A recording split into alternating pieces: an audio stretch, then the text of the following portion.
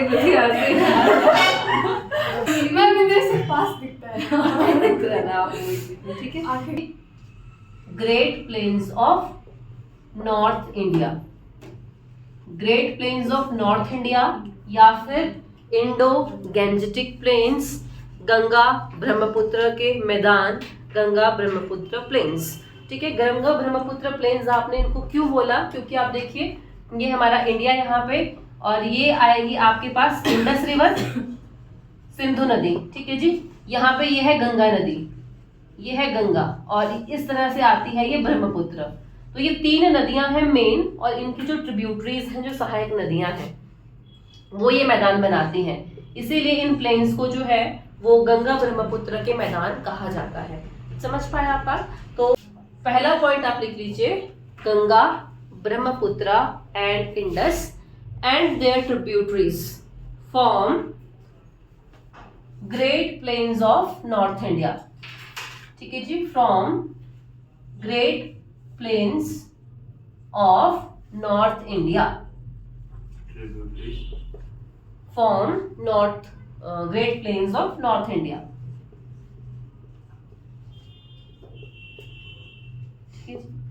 Form great plains of north India. ये तीन नदियां और इनकी सहायक नदियां जो मिलकर ये आपके पास नॉर्थ प्लेन्स बनाती हैं, ठीक है। नेक्स्ट पॉइंट आप इसमें लिखिएगा, it support 40% population of India, 40% population of India, Bharat की 40% आबादी जो है वो जो ये मैदानी एरिया है यहाँ पे निवास करती है। 1/3 area of India, it constitute 1/3 area of India, Bharat का लगभग, ठीक है जी, अप्रोक्सीमेटली 1/3 एरिया जो है वो नदर्न प्लेन्स के अंदर आता है। तो एरिया भी आपको पता होना चाहिए, ऐसा नहीं कि बस एक मैदान है, ये हमको लगता है कि थोड़ा सा एरिया है, बहुत बड़ा एरिया जो है वो नदर्न प्लेन्स के पास आ रहा है। नेक्स्ट आप लिखेंगे, देखिए ईस्ट टू वेस्ट, ये ईस्टर्न साइड आ जाएगी और यहाँ पे है वेस्टर्न साइड। तो ईस्ट टू वेस्ट हमारे पास जो ये ग्रेट प्लेन्स हैं, ये कितनी इसकी लेंथ आएगी, 3200 किलोमीटर्स, हाँ जी 3200 किलोमीटर्स आप लिखिएगा, 3200 किलोमीटर्स। ग्रेट प्लेन्स जो हैं वो 3200 किलोमीटर्स आपको मिलेंगे फ्रॉम ईस्ट टू वेस्ट, ठीक है जी, ईस्ट टू वेस्ट। तो ये इसकी लेंथ आ जाएगी। आप बताएंगे कि जो हिमालयाज हैं वो ईस्ट टू वेस्ट कितने हैं, 2500 किलोमीटर, ठीक है जी। फिर आप लिखिएगा विड्थ, चौड़ाई, कितने चौड़े हैं ये, 150 से लेके 300 किलोमीटर तक हम लिखते हैं। 150 to 300 किलोमीटर जो है आपको विड्थ देखने के लिए मिल जाएगी गंगा ब्रह्मपुत्र मैदान की, ठीक है। चौड़ाई कितनी है, 150 to 300 kilometres. Division of north plain of India, ठीक है जी, division of north plains of India. आप किस तरह से इसको डिवाइड करोगे, 3 पार्ट्स में हम लोग डिवाइड करते हैं। सबसे पहले आएगा हमारे पास भाबर, ठीक है जी, भाबर।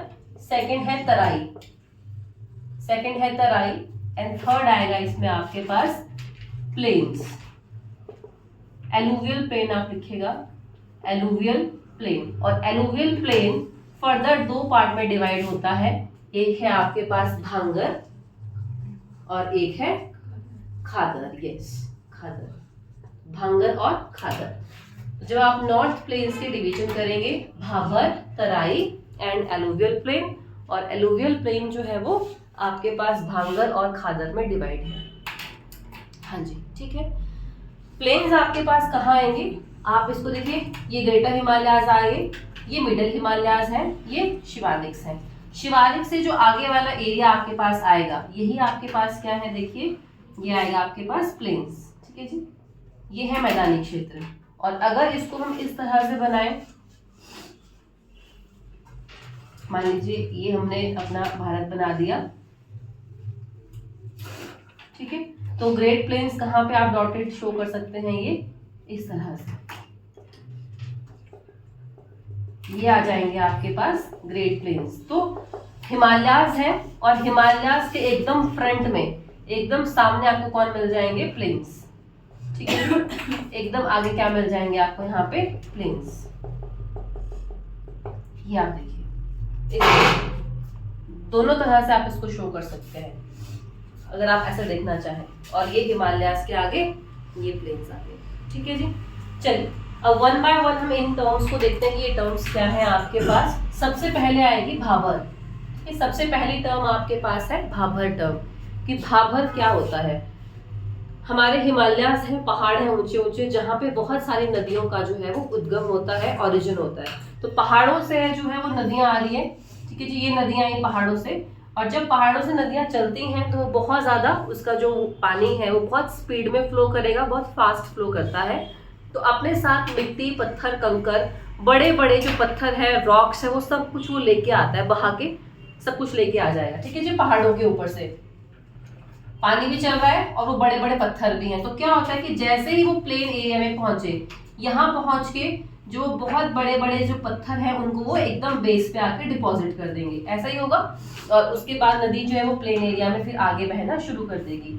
तो जो भाबर है, भाबर में सबसे पहला पॉइंट आप लिखेंगे, एक ये नैरो ट्रैक है, ठीक है जी, narrow and porous track. 8 to 10 kilometre आपको ये चौड़ा देखने के लिए मिलेगा। ये ट्रैक जो है वो 8 से 10 किलोमीटर चौड़ा है। इस तरह से ये पहाड़ है, ठीक है। यहाँ से नदी आ रही है, ये आएगा प्लेन रीजन आपके पास। नदी बहते बहते बहते बहते आई और प्लेन रीजन में पहुंची, यहाँ से सीधी वो आगे बहेगी। और जैसे ही वो प्लेन एरिया में आएगी, नदी की जो स्पीड है वो कम हो जाएगी या ज्यादा हो जाएगी? कम। ऑब्वियसली पहाड़ से नीचे को आगे तो स्पीड ज्यादा होगी उसकी, ठीक है। और जैसे वो नीचे की तरफ बह के आई, जो बड़े बड़े पत्थर थे यहाँ आके वो एकदम से वो बड़े बड़े पत्थर उसने यहाँ पे छोड़ दिए, और जो फाइन मटेरियल है, फाइन पार्टिकल है, गाद है, रेत है, उसको साथ में लेके वो आगे बह जाएगी। अब यहाँ पे बड़े बड़े जो पत्थर थे, जो बोल्डर्स थे, रॉक के टुकड़े हैं, वो यहाँ पे डिपॉजिट हैं आगे एकदम सामने वाली जगह पे। तो आप बताएंगे कि पानी इसके ऊपर से बहेगा, क्योंकि बड़े बड़े रॉक्स है ना, बीच बीच में स्पेस भी होगा। तो वो जो नदी है वो उस पत्थर के बीच बीच से वो आगे की तरफ को निकल जाएगी, और उन बड़े बड़े पत्थरों के ऊपर आपको पानी दिखाई नहीं देगा। तो यहाँ पे आपको स्ट्रीम नहीं दिखाई देगी, तो रिवर यहाँ पे इनविजिबल हो जाएगी, एक तरह से आप बोल सकते हैं। या बोलते हैं कि अंडरग्राउंड बहेगी, तो अंडरग्राउंड नहीं बह रही है नदी, तो वहीं बह रही है, वो पत्थर आगे ऊपर ऊपर से वो जहाँ पे आपको देखने के लिए मिलेंगे, ठीक है। तो आप लिख सकते हैं यहाँ पे कि जो स्ट्रीम है वो यहाँ पे इनविजिबल हो जाएगी। कि स्ट्रीम कैसी हो जाएगी? इनविजिबल। तो स्ट्रीम या जो नदी है वो यहाँ पे इनविजिबल हो जाएगी, पत्थरों के बीच से जो है वो पानी बहना शुरू कर देगा, ठीक है। आप ये बताएंगे कि जो ये वाला एरिया है वो बहुत फर्टाइल लैंड होगा, यहाँ पे बहुत अच्छा एग्रीकल्चर होगा या नहीं? तो यहाँ पे कोई अच्छी वेजिटेशन नहीं होती है। पहली बात तो एग्रीकल्चर इस जोन का अच्छा नहीं है, होता ही नहीं है। दूसरी चीज, झाड़ियाँ वगैरह, पत्थरों के बीच में बड़े बड़े पेड़ उगेंगे यहाँ पे, उस तरह से चीजें आपको दिखाई देंगी। तो एग्रीकल्चर वाइज ये प्लेस एग्रीकल्चर के लिए ठीक नहीं आएगा, मतलब सुटेबल प्लेस नहीं है एग्रीकल्चर के लिए ये, ठीक है जी। और यहाँ पे जो स्ट्रीम है वो विजिबल आपको नहीं होगी। तो ये रीजन, ये जो एरिया है ये कहलाता है आपके पास भाबर एरिया। हाँ जी, समझ पाए आप ये बात कि भाबर कहाँ पे है? भाबर आता है शिवालिक्स के आगे। जैसे प्लेन रीजन में आप पहुंचते हैं तो जो फर्स्ट नैरो ट्रैक होगा 8 से 10 किलोमीटर का, वो भाबर है। हाँ जी, चलिए आगे बढ़े। उसके बाद है तराई रीजन। अब देखिए, तो ये जो पत्थर थे, जो रॉक्स के फ्रेगमेंट हैं वो यहाँ पर है। उससे आगे जब ये खत्म हो जाएंगे, पानी तो इसके बीच बीच से बह के आगे की तरफ को निकल आएगा, और नदी आपको यहाँ पे दिखाई देनी जो है वो शुरू हो जाएगी।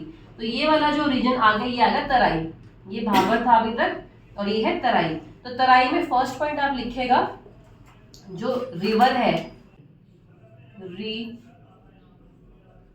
एमर्ज्ड, ठीक है जी। नदी आपको यहाँ पे जो है वो सरफेस के ऊपर दिखनी शुरू हो जाएगी, विजिबल हो जाएगी। तो नदी जहाँ पे दोबारा से विजिबल हो जाएगी आपके लिए, वो जगह जो है वो तराई रीजन हो जाएगा, ठीक है जी। एक मार्शी लैंड है, आप लिख सकते हैं यहाँ पे, ये एक मार्शी लैंड आएगा, और एग्रीकल्चर वाइज जो है ये बहुत ही सुटेबल एरिया है। तो 8 से 10 किलोमीटर का ही ट्रैक है ये भी। 8 to 10 किलोमीटर ट्रैक आपको ये देखने के लिए मिलेगा जो तराई रीजन है। अब हम पढ़ते हैं प्लेन्स की तरफ। ये जो प्लेन्स है, एलुवियल प्लेन, एलुवियम का मतलब क्या होता है? सेडिमेंट्स या फिर जलोढ़, ठीक है। हिंदी में आप क्या बोलेंगे इसको? जलोढ़ आप लिख सकते हैं। जलोढ़ क्या होता है? बेसिकली जो नदियां हैं जब वो बहती हैं तो अपने साथ साथ वो मिट्टी, पत्थर, अवसाद, गाद, जो भी वो कुछ लेके आते हैं उसको क्या बोला जाता है? सेडिमेंट्स बोला जाता है या जलोढ़ बोला जाता है। जलोढ़ को ही आप जो है वो एलुवियम बोलते हैं, ठीक है। तो जो जलोढ़ है वो दो तरह के होते हैं, एक भांगर है और एक खादर है। भांगर और खादर होता क्या है? तो सबसे पहले हम लोग भांगर के बारे में पढ़ेंगे। आप हेडिंग देंगे भांगर, ठीक है जी। भांगर आप देंगे हेडिंग, और भांगर में आप लिखेंगे ओल्ड एलुवियम, ठीक है जी। ओल्ड एलुवियम या पुराने जलोढ़। जो पुराना जलोढ़ है ओल्ड एलुवियम, जो ओल्ड एलुवियम है उसे कहा जाता है भांगर, ठीक है जी। भांगर हुआ क्या? देखिए ये नदी आई अपने साथ सेडिमेंट्स लेके, ठीक है जी। तो हर साल नदी जो है वो फ्रेश सेडिमेंट्स लेके आएगी, मिट्टी वगैरह हम मान के चलते हैं। नदी ने वो मिट्टी यहाँ पे बिछा दी, ठीक है जी। अगले साल नदी दोबारा बह के आई, फिर वो नई मिट्टी लेके आएगी, उसको बिछा देगी। फिर अगले साल आएगी, नए सेडिमेंट्स को वो लेके आएगी, नए सेडिमेंट्स को बिछा देगी। तो जो पुराने सेडिमेंट्स हो गए वहां पे 4 साल, 5 साल, 10 साल, 20 साल पुराने पुराने पुराने, तो जो ओल्ड सेडिमेंट्स हैं उनको आप क्या बोलेंगे? भांगर बोलेंगे। और जो नए नए सेडिमेंट्स आते हैं उनको हम क्या बोलते हैं? खादर बोलते हैं, ठीक है जी। बेसिक डिफरेंस यही है इसमें। न्यू सेडिमेंट्स आएंगे आपके पास खादर, एंड ओल्ड सेडिमेंट्स आएंगे आपके पास भांगर। अगर आपको इसको याद रखना है ना, तो आपने खादर से आपने खादी याद रख लेना कि खादी का सूट, ठीक है जी। अब खादी का सूट कैसा चाहिए? नया चाहिए, पुराना सूट थोड़ा भी पहनेंगे कोई, ठीक है जी। तो खादी से हो जाएगा खादर और खादर हो जाएगा नया। तो जो न्यू सेडिमेंट्स है वो कहलाएंगे आपके पास खादर, ठीक है। आप हेडिंग देंगे भांगर, फिर खादर पढ़ते हैं। इसके साथ जो हमारे पास अलग पॉइंट्स हैं उनको हम डिस्कस करेंगे। तो हेडिंग आप भांगर देंगे, और भांगर में पहला पॉइंट आप लिखेंगे bhangars are productive and rich in humus. Rich in humus, तो जो ह्यूमस है, ह्यूमस इसमें बहुत ज्यादा होगा जो भांगर है, एंड डार्क इन कलर, ठीक है जी। जो भांगर है, भांगर आपको मिल जाएंगे dark in colour, dark in colour, ठीक है। Dark in colour, bhangars are dark in colour, and mostly bhangars are found in Doab region, ठीक है जी। भांगर्स आपको मोस्टली कहाँ देखने के लिए मिलेंगे? दोआब रीजन में देखने के लिए मिलेंगे। जो दोआब्स होते हैं, जो दोआब हैं, दोआब्स में आपको भांगर देखने के लिए मिलेंगे, ठीक है जी। अभी दोआब क्या होता है? एरिया बिटवीन टू रिवर, ठीक है जी। एरिया बिटवीन टू रिवर, ये देखिए गंगा नदी आई यहाँ पे, और ये यमुना आई, और यमुना आके जो है वो गंगा में मिल गई, ठीक है जी। अब ये दो नदियां हैं, इन दो नदियों के बीच का जो ये एरिया है, ये वाला एरिया, ये क्या कहलाएगा? दोआब कहलाएगा, ठीक है। ये दोआब है। तो आपको मोस्टली जो भांगर है वो दोआब में देखने के लिए मिलती है। जो भांगर है, भांगर को ही जो है वो बैरिंद प्लेन्स भी बोला जाता है। बैरिंद प्लेन, ये इंपॉर्टेंट है। बैरिंद प्लेन्स ये है आपके पास बंगाल में, हाँ जी, बंगाल में। तो जो भांगर वाला एरिया है, भांगर वाला जो लैंड है, उसको बंगाल में क्या बोला जाता है? बैरिंद प्लेन बोला जाता है, ठीक है जी। और जो हमारे पास गंगा यमुना वाला एरिया है, गंगा यमुना की जो घाटी है, वहां पे इसे कहा जाता है भुर, ठीक है जी, भुर। इसके अलावा एक और चीज आप लिखिएगा, जो भांगर्स हैं, भांगर में ही हम अगर हमारे पास बहुत एल्कलाइन सॉइल आ जाती है, मतलब सॉल्ट कंटेंट इसमें ऐड हो जाता है, तो उस जगह को रेह बोला जाता है। रेह प्लस कलाब प्लस भुर भी बोल देते हैं, ठीक है जी। रेह प्लस कलार। आप हेडिंग दे दीजिए खादर्स। तो खादर्स में पहला पॉइंट आप लिखेंगे न्यू सेडिमेंट है, नदी आती है हर साल, सेडिमेंट्स अवसाद को बिछाएगी, तो जो न्यू सेडिमेंट्स हैं वो आपके पास खादर हैं। And khadars are called bets in Punjab. Bet, हाँ जी, ये चीज इंपॉर्टेंट है। बेथ्स, खादर को बेथ कहाँ कहा जाता है? पंजाब में बोला जाता है, ठीक है जी। जो खादर सॉइल है या खादर रिच जो एरिया है वो कहलाते हैं बेथ इन पंजाब। एंड धैया, धैयाज भी बोला जाता है, धैया, ठीक है जी, धैयाज। खादर रीजन को ही धैया कहा जाता है। तो आपको क्वेश्चन क्या यहाँ से आएगा जो आपने टिक करना है? एक आप बेट्स को टिक करिएगा, ठीक है जी। दहियास को आप टिक करेंगे। भुर फॉर्मेशन पूछते हैं आपसे, और ओल्ड एलुवियम कौन से हैं, न्यू एलुवियम कौन से हैं, ये प्री वाले क्वेश्चन आएंगे। और मेंस के लिए आपने क्वेश्चन देखना, आपको सिंपल आ जाएगा कि भाई जो नदर्न प्लेन्स हैं उसकी डिवीजन आप बताइए किस तरह से होती है। ये आपको सिंपल पूछते हैं कि व्हाट इज भांगर या व्हाट इज खादर या फिर व्हाट इज तराई रीजन। जरूरी नहीं कि कंप्लीट क्वेश्चन आपसे पूछा जाएगा, इंडिविजुअली पूछते हैं। भादर ये भाबर पूछ लेंगे, ठीक है। और मैंने ना आपको एक पेपर सेंड भी किया था मेंस का, ठीक है जी। उसमें क्या क्वेश्चन आया था, हाँ जी, तराई रीजन, एक्सप्लेन तराई रीजन। तो अब आपको तराई रीजन पे एक्सप्लेन करना था। अगर नेक्स्ट टाइम आपको पूछ रहे हैं कि आप भांगर और खादर को आप एक्सप्लेन करें, तो या फिर डिफ्रेंशिएट करने के लिए आ सकता है, ठीक है। तो आपने इस तरह से इसका आंसर करना है। चलिए जी, यहाँ से हम आगे बढ़ेंगे और अब हम पढ़ेंगे डेजर्ट इन इंडिया, रेगिस्तान के बारे में।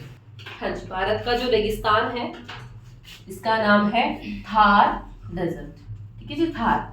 चलिए, तो उसके लिए आप क्या करेंगे, सबसे पहले जो है वो भारत का एक छोटा सा मानचित्र आप बनाएंगे, ठीक है जी। चलिए,